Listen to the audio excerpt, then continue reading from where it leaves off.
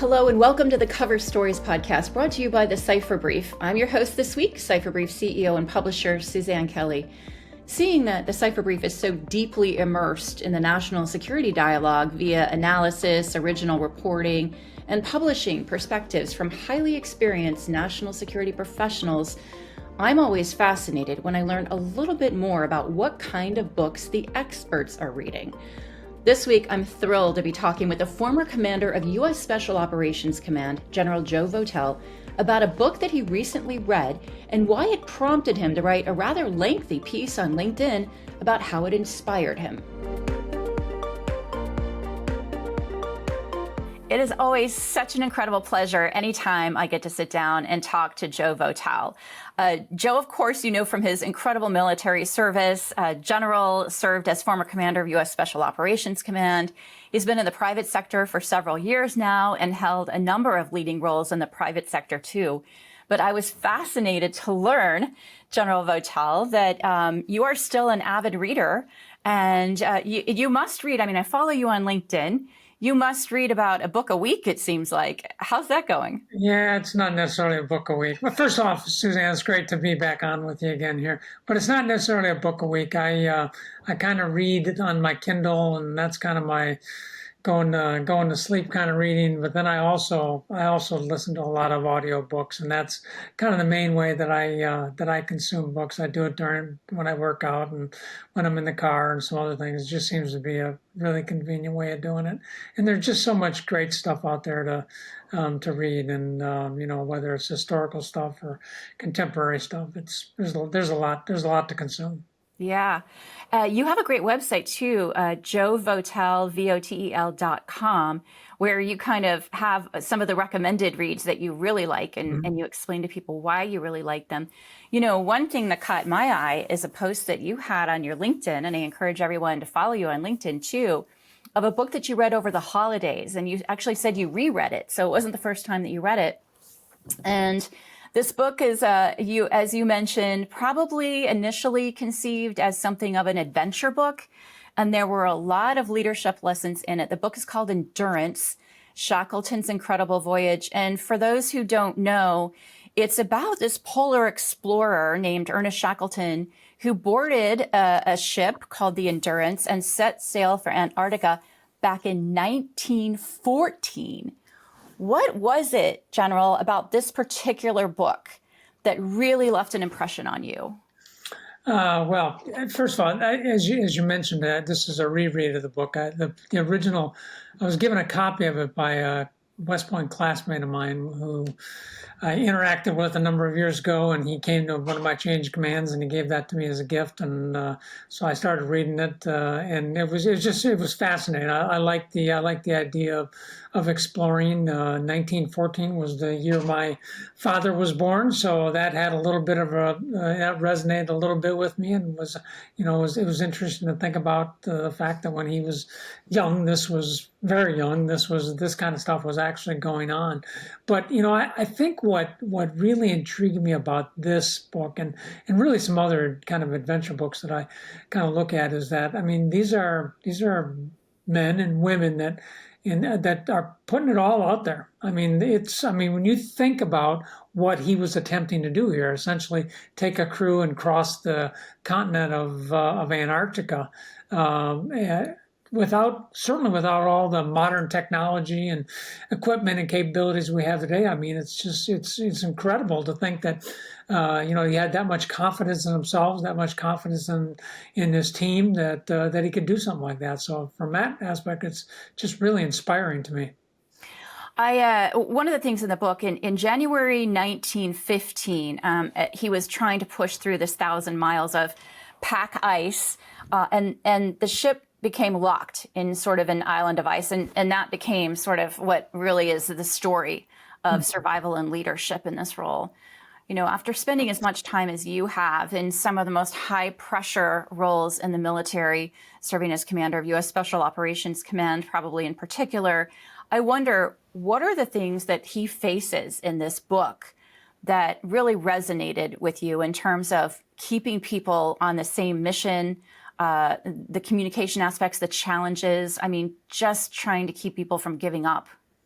Yeah, so in the passage you described there, Shackleton goes through what many kind of refer to as the boat crushing moment, when there's the realization that the boat that they've been on, that they've relied on, that has all their supplies, all their stores, everything, it's the source of everything, all their strength is now being crushed in the ice, and there is no return. They're not going to be able to fix it. It's going to end up at the bottom of the ocean at some particular point, and so in that particular moment, he has to figure out what the way forward is, and not only does he have to plan, but he's got a crew of 27 that he's taking care of.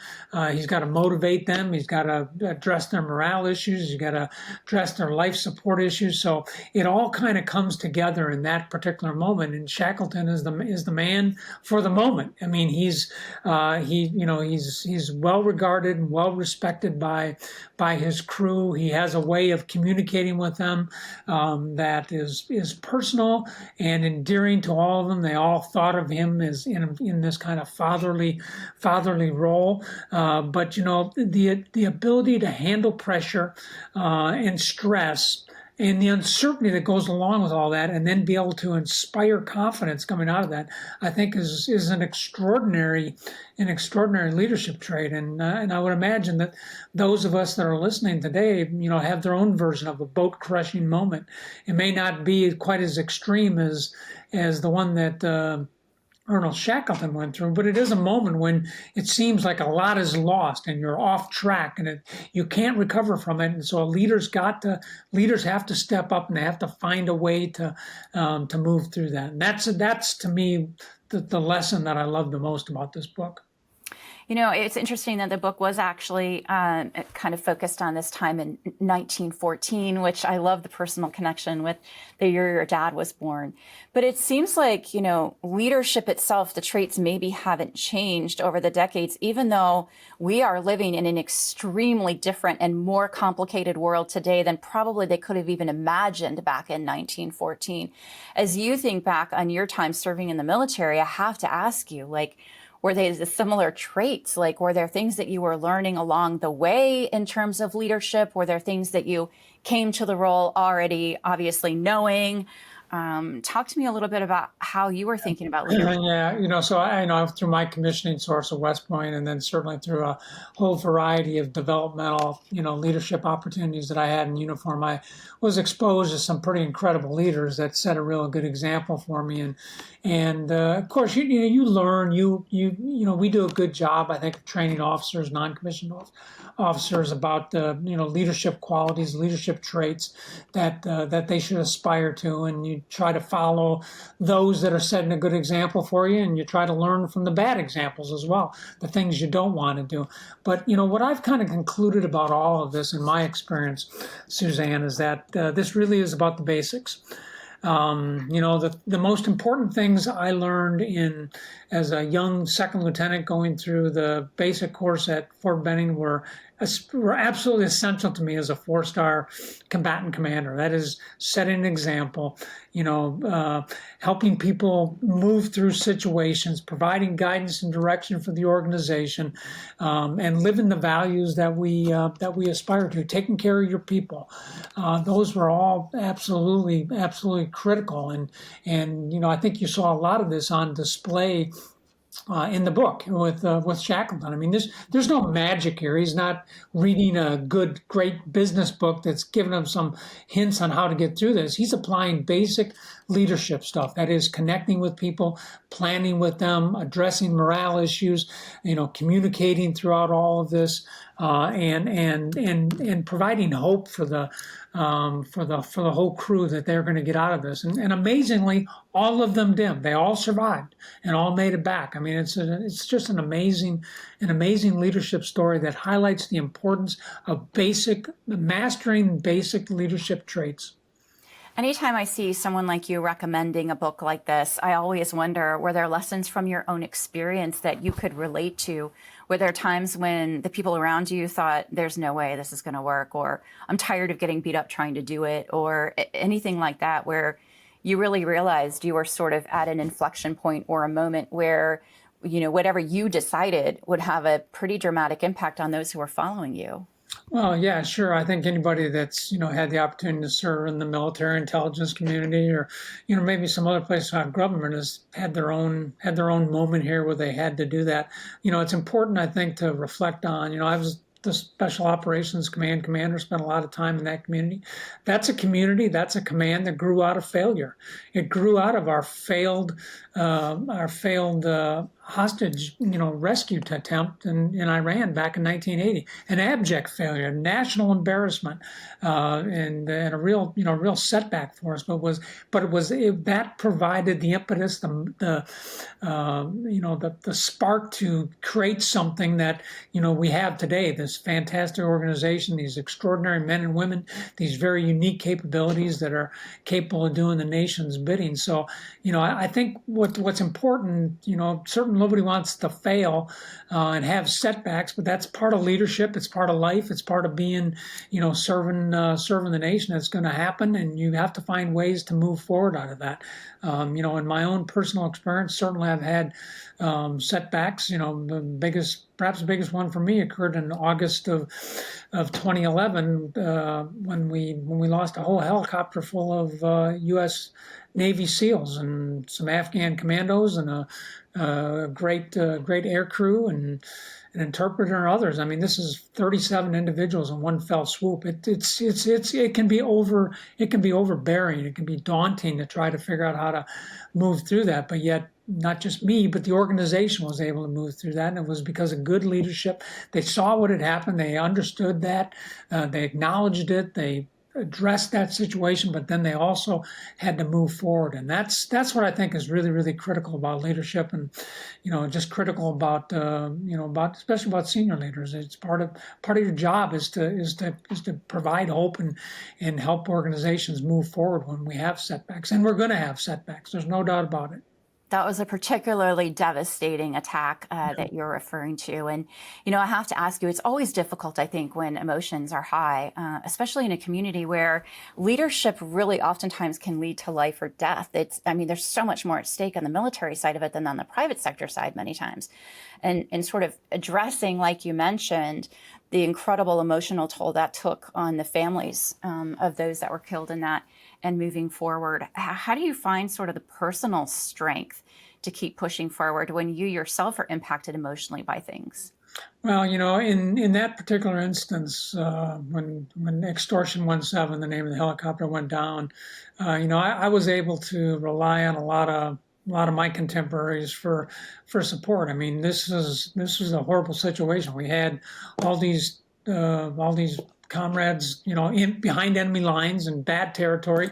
We could do some things to ourselves to get control of them, but I had to go to my friend Dan Allen, who was a division commander there, and ask him for his support with some of his troops to, literally fight their way in there and help us secure that.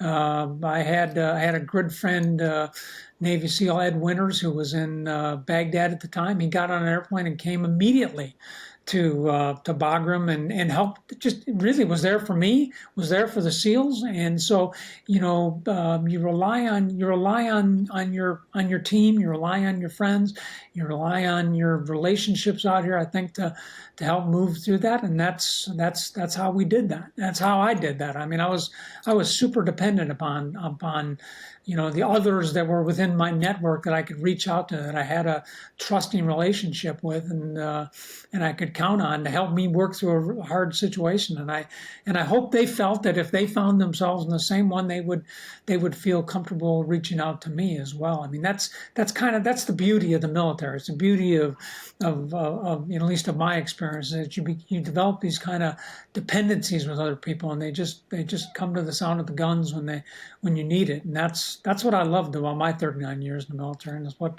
kind of kept me going every day.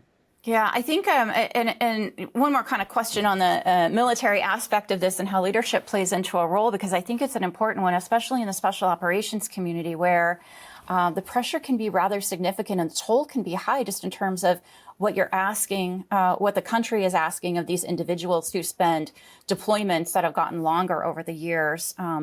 Oftentimes, I myself have worked with a nonprofit organization, Special Operations Care Fund, which really helps some of these people access some sort of help that they need that the government might not quickly cover, which is great. But it's given me a chance to see how much many of them struggle. So my question to you from a leadership position on that is, how do you sort of balance the thinking about, the wellness of your troops while still making sure that you're achieving the mission and achieving success in whatever it is that you have to do that day?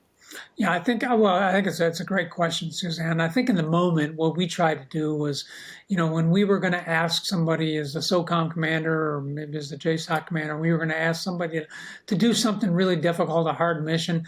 I think one of the things that my Sergeant Major and I, Sergeant Major Bill Thetford, great American, we tried to do was make sure we had a connection with the organization that was actually gonna do that. Go down and talk with them. The ability to get some input back from people, look them right in the eyeball, and gauge their understanding of what you're asking them to do and their ability to do that. I think there's a very personal aspect to leadership that leaders have to exhibit, particularly when we're asking people to do hard things. I think over time, what we learned in the special operations community is we had to build in breaks for people. This was not an easy thing to do. I can remember, talking with the Ranger Regiment commander, describing for me, talking to senior NCOs and telling them, hey, you're going to sit this rotation out. That's a hard thing for one of these hard charging NCOs that have been with their folks the whole time through all of this. They gotta sit down and take a break, but it's really, really necessary. So, that's not a pleasant thing to do, but it's certainly a necessary thing to do. And you really have to pay attention to it. So I think it is to this combination of the kind of the personal aspect of leadership, of really talking to people and understanding, where they are on these missions and things you're asking them to do, and paying very, very close attention to that, I think is important. It's important for leaders to get out and do what you're asking the units to do. I did that periodically, went out on missions, so I knew what they were going through with the missions that we were ordering them to do, and I had an appreciation for that. And at the same time, I think you have to have some kind of institutional practices in place that do provide opportunities for people to take a break and to manage it a little bit over time. And it's it's an imperfect process, but it's better than not doing anything in terms of that. And then when you combine that with the resources that organizations like SOCOM have poured into our units to make sure they can address mental health issues and physical health issues and all the other stuff that goes along with that. I think that's a pretty good approach. I think when you're in the military, this is my observation as an outsider, when you're in the military, you're sort of all consumed with the life and the thought and the mission of the military. You've had the privilege of being now in the private sector for a number of years, and you've brought that military experience with you. Do you feel like, General, that most Americans, excuse me, kind of understand the commitment and the level of what we're asking of members of our military today? I think there are some Americans that do understand that. I think most Americans, of course, are very appreciative of those that serve in uniform, and I see that in my own community. I live up in Minnesota here. You wouldn't think of us as a military state, but they're super proud of their National Guard, and they love their service members, take really good care of them here. And there's a ton of organizations. They may not understand the granular aspects of it, but we've got to continue to educate people about those kinds of those things, but they're generally very, very supportive of the organizations that the nonprofit organizations that are in the community and that are designed to support them. So yeah, they may not fully have a complete appreciation for everything a soldier has gone through, a service member has gone through in their experience, but I don't know that it necessarily diminishes the support that they try to provide for them. Yeah, so we've already mentioned that in the military, leadership is really critical because you're facing constant life or death decisions and leadership opportunities. In the book Endurance, Shackleton faced the same types of life or death decisions and leadership. Since you've been in the private sector, you've held leadership positions. You've worked with a lot of leaders of significant organizations in the private sector. Have you noticed differences either in styles of leadership or approaches that you hadn't really realized when you were serving in the military? Yeah, I have actually, and as I had the opportunity to be the CEO of business executives for national security Benz for about 3.5 years. A fantastic organization, wonderful organization, great members, has a great mission of connecting the private sector to the national security enterprise there. Just a really great organization. But I'll tell you one thing that I observed out of that, having met a lot of CEOs and senior leaders out there, is that leadership really is universal. In many ways, the best business people that I interacted with, a lot of people that were members of Benz and some others that I met along the way, they're good leaders, and they understand the basics of leadership. They understand they have to set an example. They understand they have to provide motivation and direction and inspiration in their organizations. They recognize they want to take care of their people. I mean, I happened to be the CEO of Benz at the time we went through the pandemic, and so I had an opportunity to talk to a number of CEOs who were dealing with that great unknown that we all were back in 2021 there in that very difficult period, and yet they really kind of rose to the top in terms of doing great leadership things to take care of their people. So I was very I don't want to say I was surprised, but it reinforced me. I think that good leaders are all around us here, and it's not leadership isn't something that's just cloaked in a military uniform. There are people out there that definitely get the basics and the traits of leadership and are able to exhibit it. Certainly a different environment, but. Yeah. So I mentioned right off the top of our conversation, I follow you on LinkedIn, and I love doing it. You can sort of very much feel like you're following along in someone's journey when they decide, based on what they decide to share. And a lot of your posts do deal with you still being involved in the community. A lot of leadership, obviously, a lot of paying respect to those who have paid the ultimate price in a recent post that you had on there. I wonder what you're up to. Like, what are you up to next, and how are you still sort of engaging in the leadership? Well, I'm doing a variety of things here. I'm doing some board work, and I do some advising with some companies here, and I enjoy that aspect. I'm still very connected to West Point. I'm the chairman of the Combating Terrorism Center up there, which gives me an opportunity to get up there on a somewhat regular basis and interact with cadets and really support the work that the Combating Terrorism Center does up at West Point, which is pretty impressive. I'm doing some work with the Middle East Institute, another great organization that is really focused on promoting relationships between the Middle East and people of the United States, and I've been leading some trips into the region for them, helping expose some of our supporters to leaders and culture and other things over there. So that's been pretty enjoyable. And then I've really kind of dialed in on a few nonprofit things here. I'm doing a couple interesting things up here, supporting veterans in my own community, whether it's through veteran-focused sober homes, or a really interesting one I'm involved in is called the Veterans Defense Project, which is really trying to support veteran transition courts across our judicial system here, so that veterans that are having an interaction with the justice system, their experience that they had in the military is brought into the equation. It doesn't alleviate them if they've committed offenses and stuff like that, but it brings that into the equation, and what these prosecutors and defenders and judges and others are doing are really making sure that these veterans that are having these interactions in the justice system are getting all the resources they have. And so this is I'm really excited about this kind of work, and so I'm supporting that.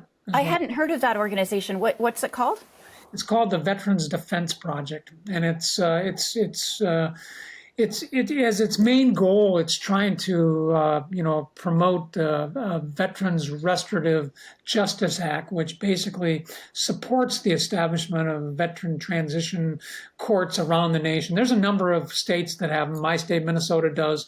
Nebraska does. In fact, I just was over at Hennepin County, Minneapolis, on Monday, and sat through a session where they had a number of veterans came in and had their interactions with the judge and everything. But it was all under this, and it was impressive. I mean, you see our veterans struggling with issues out there, but you also see the system kind of coming to the forefront and trying to make sure that the resources that they need as they address this situation are available to them, whether it's the VA or whether it's other, nonprofit organizations that are, in the local area that they can leverage there. So I think it's quite an impressive undertaking. Yeah, it's actually very impressive too, and a demonstration of leadership and how it continues too after time actually in service. I know that a lot of folks, based on my time working with the Special Operations Care Fund, was if they just had a bit of help, it would be so much easier to get things on track as opposing to let things spiral. And I think if anyone deserves a hand or extra little bit of help, it's folks who have given so much. Well, addressing the issue of stigma is a big one, and it's one I try to post on a lot because I do see that, and I think we still struggle with that. Strong men and women struggle with the problem of stigma and their reluctance to ask for help, and we've really got to address that aspect of it and make sure that they know that the resources out there, and it's okay to ask for help. I think so. I think we got some work to do, but that's a big area right there. I think they've earned that right. Absolutely. But we're getting back to the book quickly now. If there's one takeaway from this book that you highly recommended called Endurance, Shackleton's Incredible Voyage, what do you think the takeaway would be for you? I think it's the importance of confronting obstacles and working through them. Shackleton had any number of those. We talked about the throat-crushing moment, but that was one of only a dozen significant things that he went through. Even after they had been through that, he'd made an escape with a small team to get to South Georgia Island. I mean, when he landed there, he landed on the wrong side of the island, so he still had something in front of him that he had to overcome. So the ability to work through to visualize and work through obstacles, I think is one of the most important lessons that comes out of this book for me. And I think anybody that reads this will leave with an impression about how important it is to have the skills to be calm, to assess the situation, to look at options, to organize your team, to give them hope, and then to lead them through these obstacles that you're confronting.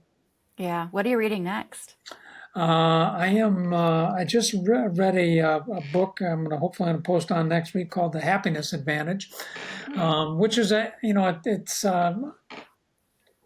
kind of a happy little title there, but what I liked about the book was that it really emphasizes a number of what I would describe as small habits that leaders can develop that, help them be better leaders, help them better interact with others in their lives and in the businesses they're leading, and, just to help them be better people along the way. I thought it was, and I mean, I like the idea of having a positive outlook on life. I think it certainly emphasizes that. But it was actually a really, really, really, really good book. I'm gonna highly recommend it to my network here. That's excellent. Well, we love your book reviews. We'll continue to follow you both on LinkedIn, General Votel, and also at joevotel.com. And I hope that we have the pleasure of welcoming you back to the Cover Stories podcast to get your take on books that you'll be reading later throughout the year. Thanks, Suzanne. Great to be with you. Thank you so much. It's great to talk to you. Bye-bye.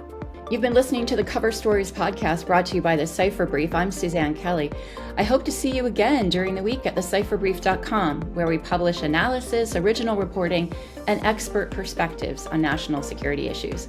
We'll see you back here next week. Thanks for listening.